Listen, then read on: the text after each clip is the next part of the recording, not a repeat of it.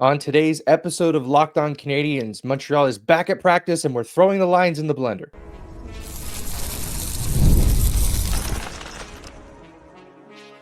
You're Locked On Canadiens, your daily podcast on the Montreal Canadiens, part of the Locked On Podcast Network, your team every day. Hello, everyone, and welcome into episode 1248 of Locked On Canadiens. Thank you for making us your first listen of the day and for subscribing wherever you get your podcast. Doing that supports the show and ensures you do not miss an episode. Today's episode is brought to you by FanDuel. Right now, FanDuel customers can get $150 in bonus bets if your first $5 bet wins. My name is Ian Boisvert, also known as @MaybeIt'sIan, and I'm joined, as I always am, by the incomparable Laura Saba, also known as the Active Stick. Laura, we're staring down the barrel of a rematch. Thursday, Canada, US. What are your, I know that you are the of the two of us, the irrational Team Canada viewer. How are we feeling heading into that game? Well, when we say irrational, we do have to qualify it a little bit, because I know that this Canada team is not the best team they could have taken to the tournament, right? So I'm not blindly, irrationally supporting them. I just want them to win. But I do think that given the roster decisions they've made, the coaching decisions they've made, and crucially the goaltending decisions that John Cooper keeps making, it's the USA's championship game to win, and the rest of us are just going to show up to be spectators. I would love to be pleasantly surprised. It's not that I don't have faith in the McKinnons and the Crosbys and the McDavids and all of that. I even have faith in Brad Marchand. I don't have faith in Jordan Binnington. I also do not have that much faith in Mitch Marner. There's a broader conversation that needs to be had as to what they do with him when they inevitably pick him for the Olympics. But I just think that the USA has been really strong, and Connor Hellebuyck is, he's the goaltender to beat in the regular season as well as in this tournament. Yeah, no, I think that very succinctly sets it up. We're going to spend our first segment getting through those feelings of watching Canada beat Finland and punch their ticket to the final, and how we think Canada can possibly pull this off. We'll take a look at the other side of the ice. The tournament for Joel Armia and Patrik Laine ends, and it's sort of a tale of two tournaments for those guys. One had a really great tournament, the other one not so much. We'll talk about those guys, and then the Montreal Canadiens, as you're listening to this today, they are back at practice. At least, whichever ones can make it. I don't know if Laine and Armia will make it in time. They were in Boston the day before. We'll see if they make it, but if not, you'll know why they're not there.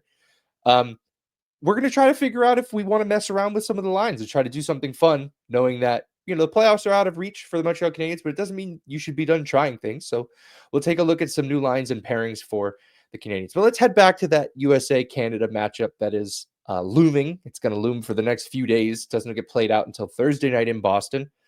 I watched the TNT feed in the States, and I was becoming increasingly angry at how often they brought up the fact that Jordan Binnington won 3 games in this building in 2019 to win the Stanley Cup. That was 7 years ago.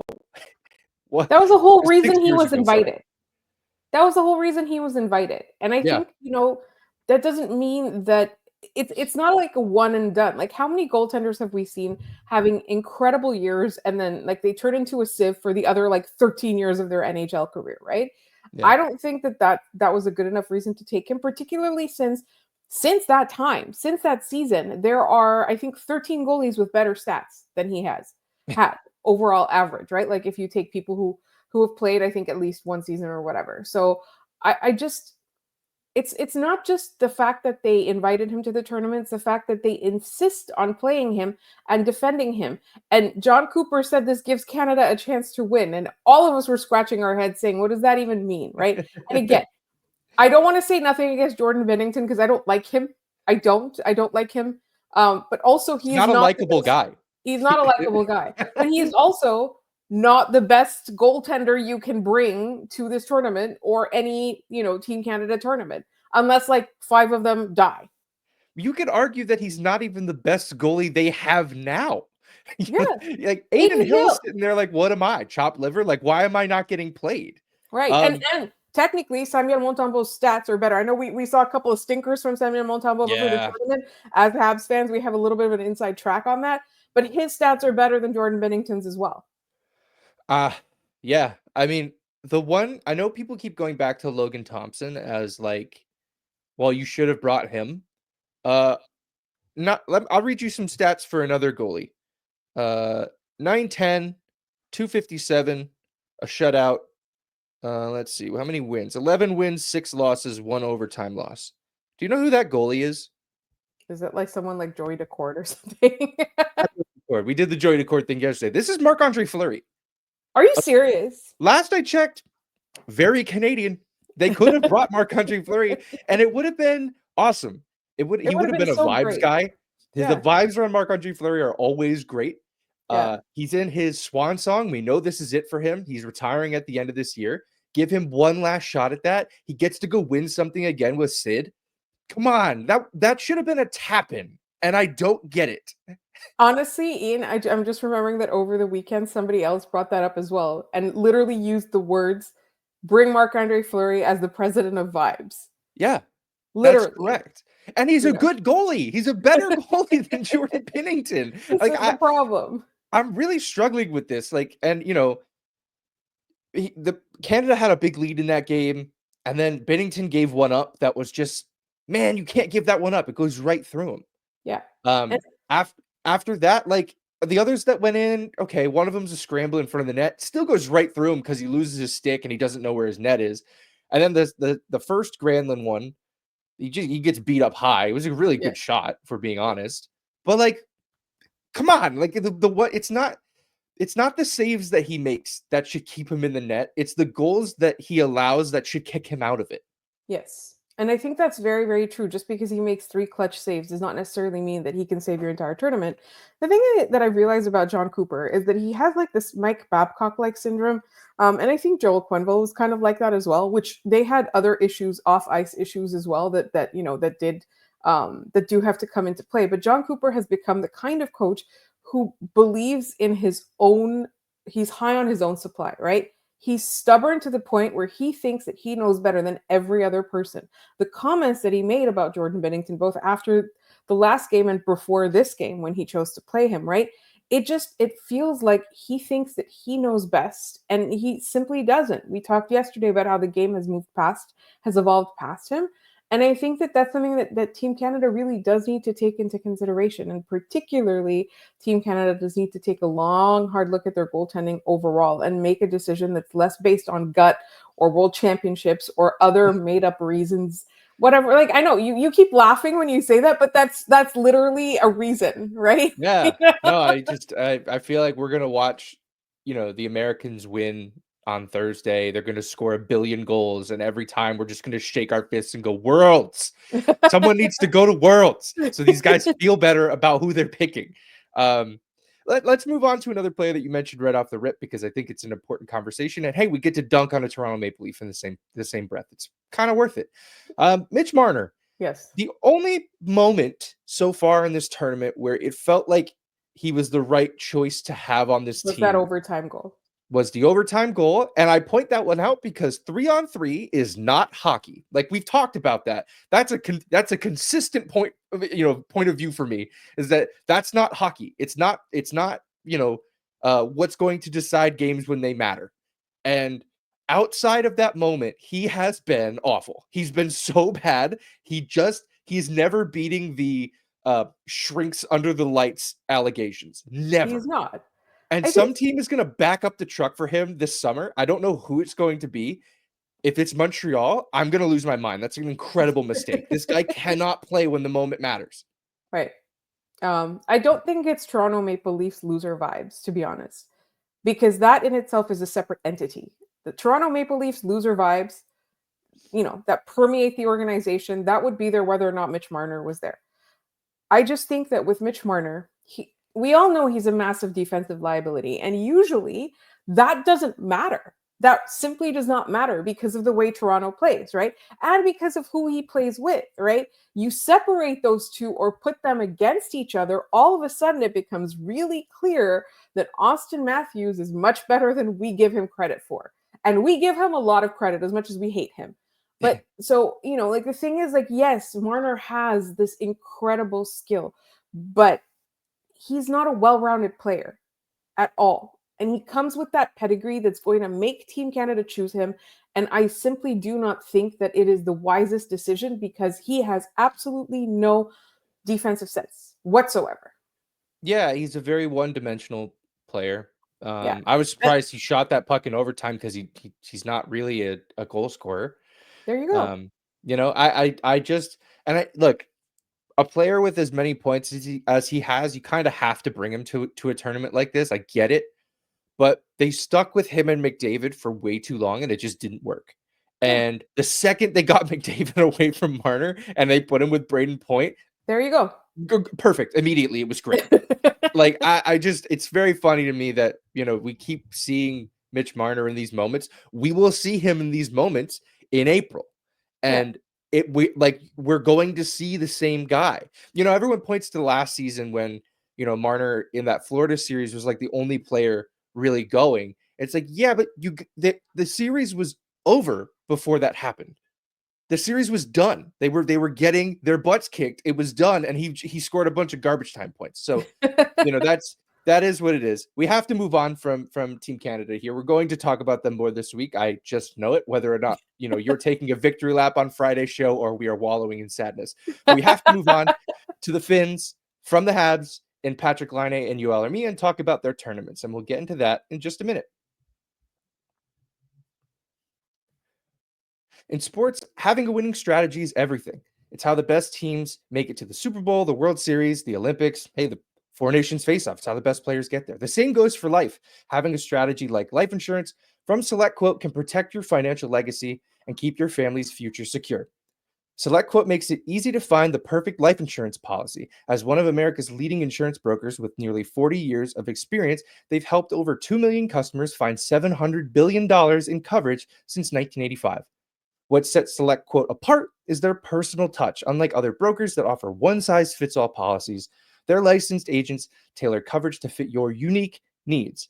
If you're in good health, you might even qualify for same-day coverage up to $5 million. No medical exam required. And it's more affordable than you'd think. You can get up to $1 million in coverage for as little as $20 a month. Get the right life insurance for you for less at selectquote.com/lockedonnhl. Go to selectquote.com/lockedonnhl today to get started. That's selectquote.com/lockedonnhl. SelectQuote. They shop, you save. Okay, we are back. And coming back with us is Patrik Laine and Joel Armia. They do not escape the round robin play at Four Nations. Them and Sweden will be headed home without a chance to play in the final tournament. I wanted to talk about, first of all, this format and how we are recording this before the USA Sweden game on Monday night because that game is irrelevant. It doesn't matter. So I thought it was funny because the NHL essentially created a reality where this game would be irrelevant, and that's what came to pass. The one thing they could have done was, instead of just making it a championship game, make all of the round robin games just for seeding and then do 1v4, 2v3, and then play a final. I don't know why you would have added 2 more games, like total. That's all it would have taken. It's shocked that they didn't do it that way, but instead, we get to watch and hold our breath and hope, NHL fans everywhere get to hold their breath and hope that their favorite player doesn't get hurt in a game that literally doesn't mean anything. Yeah. So, that is what it is. But for Finland, they're done. They were plucky. They were kind of what we expected them to be.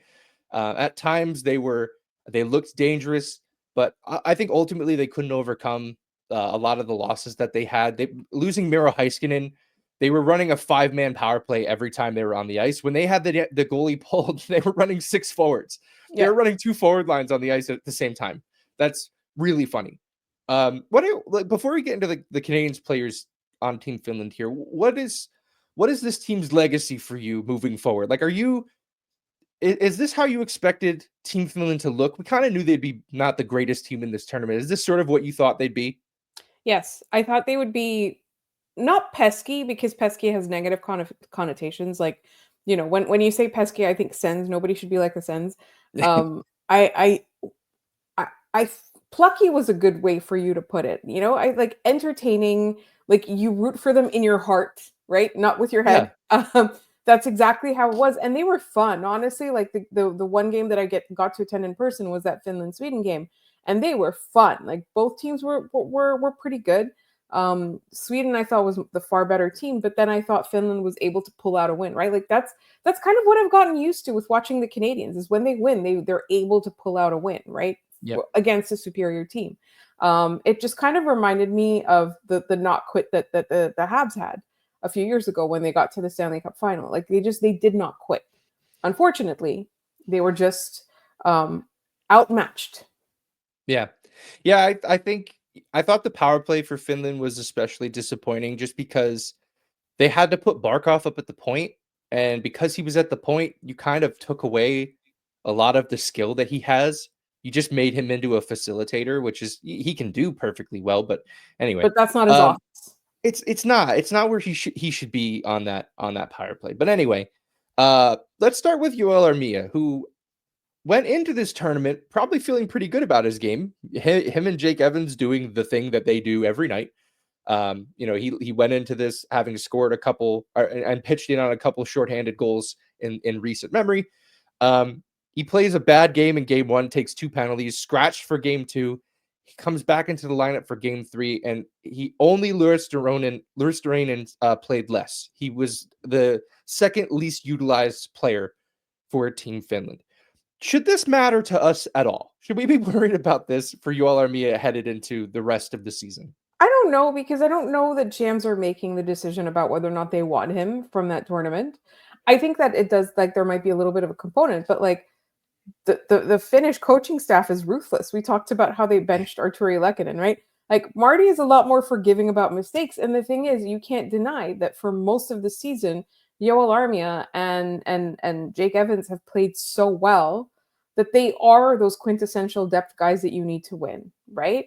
So yeah. I would take, like, instead of a 2-game body of work, I would take the 50, 60, whatever games we've played so far, 58, I think it is still. Yeah. Something like that number of games. So not a great tournament for Yoel Armia, but also like it just the Finnish coaching staff just had no chill. It was like they stapled you to the bench, like yeah.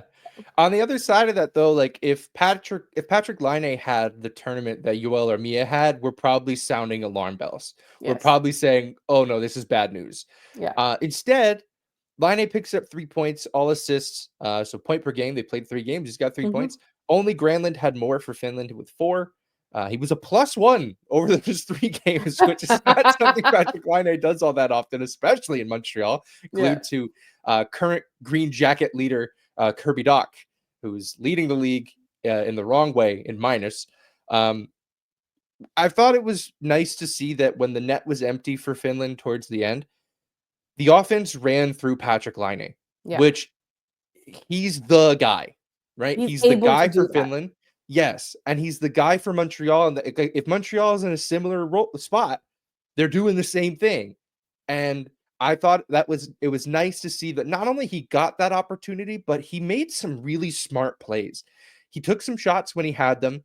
And then on the play that ended up setting up the first Granlund goal, he kind of shoots a changeup at not really at Binnington, but just to the front of the net to see if somebody else can put it in. It creates chaos. The puck comes back to him. He bounces it over to Granlund and they score. I thought that was an incredibly intelligent play from a guy who understands, okay, I tried to beat him with my shot twice. He's not going to expect if I just pass this to the middle of the ice. Right. And nobody did. It was a great play by him. Do we feel better now about Patrik Laine after this? It's sort of the same question as Yoel Armia, but phrased a little bit more positive. Do you feel better? Yes. And it's not like, I have to say, it's not like we were ringing or sounding alarm bells, right? No. There are maybe like a tiny percentage of Montreal Canadiens fans that want him traded. The rest of us recognize that it hasn't been that many games. It's been 20 something, right? 26 games, if I'm not mistaken, in Montreal. Like, this is just something where if a player is slumping during any other season, you need a couple of games like this to get him back on track, right? So he was able to get these couple of games in a totally different arena, or technically the same arena, but you know what I mean? Yeah. The literal same arena he's always playing in, but yes. Yeah. Yeah. No, I mean, look, it was nice to see. The one thing about this tournament that it's really, I mean, maybe it works for him going back to the Montreal Canadiens is that there weren't a lot of power plays to go around.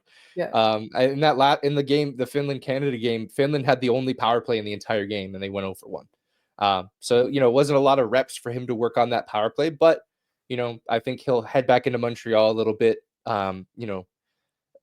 Just feeling that his game is moving in a positive direction, which is really important, not just for, again, we kind of been poking around at it. The Canadiens are not going to make a run at the playoffs this year, it looks like, but it still matters to have him get his game back up to, the level of play that he's expected to be, so that headed into next season, we kind of know what we have in this player, and start penciling in guys like Ivan Demidov around him, right? So really hoping that this turns his season around and again acts as that reset we were hoping it would be.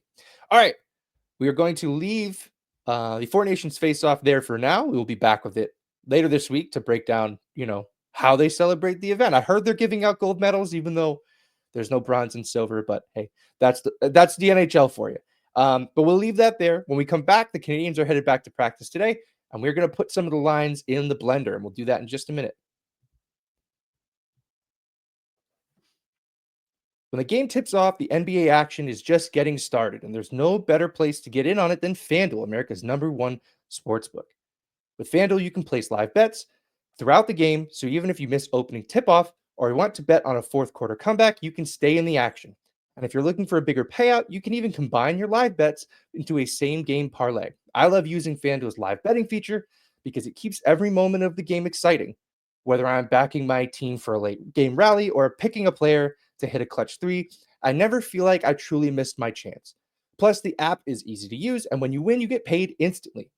Right now, new FanDuel customers can get $150 in bonus bets if your first $5 bet wins.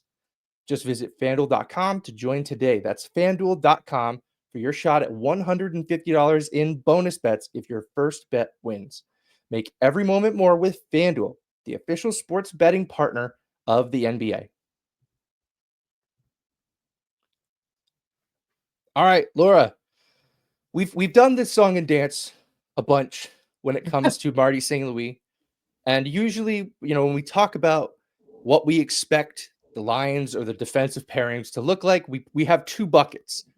We have what I want, and we have what Marty is going to do. Bucket 2 is not in the room with us. We have pushed out bucket 2. That bucket does not exist for the purposes of this exercise. Think about what you did. We're allowed to do whatever we want. Mm-hmm. And with that said, what are some things that you think you would like to see the Canadiens do coming back out of this Four Nations? They're finally going to have some time to practice together as a team before their next game on Saturday against the Ottawa Senators. What are some things that you've been dying to see them try that maybe they'll finally get a chance to do? I want them to put Patrik Laine on the first line with Nick Suzuki and Cole Caulfield. I also have that penciled in as one of my changes to the top line. Okay. And I don't think that that's because I want to reward Patrik Laine for his play in a tournament that was irrelevant to the Montreal Canadiens. I think it's more so with a player like him. I want to see what happens. Yeah, see what happens. But with a player like him, he needs to be playing with those kinds of players to be a difference maker, right? And as it stands, he can't. I mean, I love Yoel Armia and I love Jake Evans and I love what they bring. And I kind of get why you play Laine with them because they're defensively responsible and yada, yada. But that sort of mutes Patrik Laine. It keeps him in an area where he cannot contribute the same way that we know he can. So I completely love that idea of putting Laine on the top line. I think with Patrik Laine, like if you talk about a player who's high risk, high reward, like when you lower the risk, you also lower the potential reward, right? Yes. So what do they have to lose at this point? They're not making the playoffs. Just watch him have like an amazing, home stretch and let us have some fun as Canadiens fans, right? Yeah, 1,000%. The other change I might make to that line is instead of Patrik Laine, I feel like you owe Alex Newhook a shot on that line. And I say that because going into Four Nations, he was one of Montreal's best players. He just was. Every night you saw him out there just completely booking it every single shift. I feel like you kind of owe it to him to say, hey, let's see what he can do. Yes, that makes the first line rather small, going from Uri Slafkovsky at 6'4" or Patrik Laine, like we just experimented with at 6'5". 6'7", 6'5". Yeah, yeah, he might as well be. He looks like a behemoth out there a lot of the time, especially when right now because he's not skating at like his full clip. He's kind of lumbering around the ice. Like that's sort of the guy that he's become this season. But to then go to Alex Newhook, that line would get much smaller. It just would. Yeah. But I still think it's worth a shot. Like Alex Newhook's been good. They're fast. Yeah, fast, and it gives you a left-handed shot that I know you want on that line. There you go. And I think it maybe it creates more space for Suzuki and Caulfield. He can back up defenses and let Caulfield come back into the slot and shoot from there and try not to pass the puck as he was doing heading into the break for whatever reason. He completely forgot what makes him who he is, I think. Yeah, exactly. Again, we talk about muting players, right? Cole Caulfield not shooting is muting himself, right? We're not muting him. Marty's not muting him. He's muting himself. He's doing it to himself, and that's something he needs to break out of coming back into NHL play. I do find it funny that both of us tweaked the first line and both of us took Slafkovsky off of it. Yes. Why is that? Why are you taking him off that line? Because I think Slafkovsky needs to be in a position where he is fighting physically for the puck. And I think that's right now he's not scoring as much as we want. That's the other thing he brings, right? He brings the like murder toddler size into the equation. And I think that's where I want him. I want him in some of the battles. Obviously freeing up the top line to work some magic. Yeah. Yeah, I think so too. The one and the line I wrote down was Slafkovsky, Doc Anderson, and the one problem I have with that line is who's putting the puck in the net. Because Slav can shoot, he typically doesn't. Doc can shoot, but this season his stick looks like it's made of Legos for some reason. Like it's just he doesn't. I don't know what it is when he gets into a shooting situation, but he just can't finish it. And Josh Anderson shoots. Yes. It just doesn't go in. His scoring issues are well documented, right? Unless we're playing the Toronto Maple Leafs, there's no reason to have Josh Anderson in that sort of finisher situation. Sometimes New Jersey, I think. Sometimes sure, whatever. That's fine. I wish he would do it against Ottawa. That'd be really cool. How great would that be? It would be great. I would really, really like that. That's all I had for forwards. On D, I had one change I would make. Did you interested? No, I didn't put D lines together. You were way more prepared than I was. I had the day off. What are you gonna do? I have one pairing that I'm absolutely dying to see again. We've seen them for 70 minutes at 5-on-5 this year. They have a 53.3% expected goals for, and they control 61.67% of the scoring chances, despite the fact that they have started 14 faceoffs at 5-on-5. Only one of them is in the offensive zone. They are being buried in the defensive zone and still putting up all of those numbers. Do you know who that pairing is? Is it okay? You're saying defensive zone though, so it can't be Carrier and Hudson, can it? It's not Carrier Hudson. You got one of the players. It's Carrier. It's Hudson. It's Hudson? Yeah, that is the Hudson Struble pairing. We've seen them for 70 minutes and they've been good.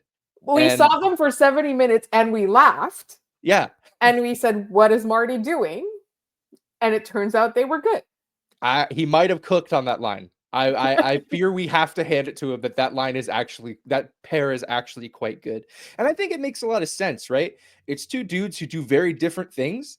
It's why like the Matheson-Hudson pair just like stylistically doesn't make a lot of sense because it's the same thing and go. Like that's it. That's the whole pair.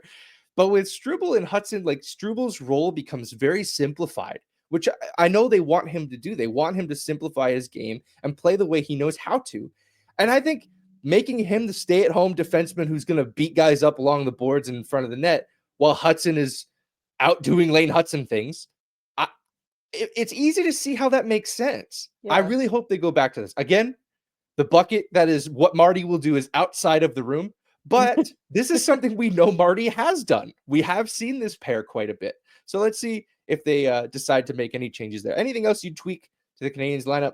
Not really. I'm, maybe Samuel Montembeault just needed some rest, and I'm hoping his game is back. Maybe he has something to prove with John Cooper leaving him not even dressed for games. Yeah, man, it's rough. It's rough. Yeah. It's funny. He made the team, and we thought, well, he's not going to get any rest because he made the team. Well, that's all he did was rest. He did not. Looks good in suit. Always. Yeah. All of these players do. Yes. All right, let's hit our trivia and then head out of here for the day. Yesterday's question was, in the first ever World Cup of Hockey in 1996, who was the tournament MVP? We had two people who always get the answer correct. This time, Laura, do you have the answer? The answer is Mike Richter. I will say, though, my guess was Teemu Selanne. Also a great guess. Yes, but it is Mike Richter, goaltender. Then I think he only ever played for the New York Rangers, come to think of it. So of the New York Rangers, Super Rain had it first. Good Sport followed just behind. All right, today's question. Looking through jersey numbers, we talked about Sam Montembeault. The last 5 players to wear the number 35 for the Montreal Canadiens have been goalies. Who is the last skater to wear the number 35 for the Montreal Canadiens? So non-goalie to wear that number. If you have the answer, put it in the chat down below. Send it to us via email. We'll shout you out on the next episode of the show. But that's going to do it for us today on this episode of Locked On Canadiens. Thank you for making us your first listen of the day and for subscribing wherever you get your podcasts. For your second listen, head over to Locked On Fantasy Hockey. Get the edge over your league mates with daily tips from Steal and Flip. Subscribe to Locked On Fantasy Hockey wherever you get your podcasts. We are Locked On Canadiens everywhere you can post on social media. Come find us. Follow us on TikTok. We put out shorts, Locked On Canadiens there. And it will just be a nice reminder for you that the episode is out. So go check it out. You can also email us, lockedoncanadiens@gmail.com. We do a mailbag every week. We get to those on Friday. So send those in. We're already getting them for this Friday. People are so excited to be sending in questions and perhaps hockey to be coming back. You can find me at Maybe It's Ian. You can find Laura at The Active Stick. Thanks so much for tuning in, and we'll see you guys tomorrow.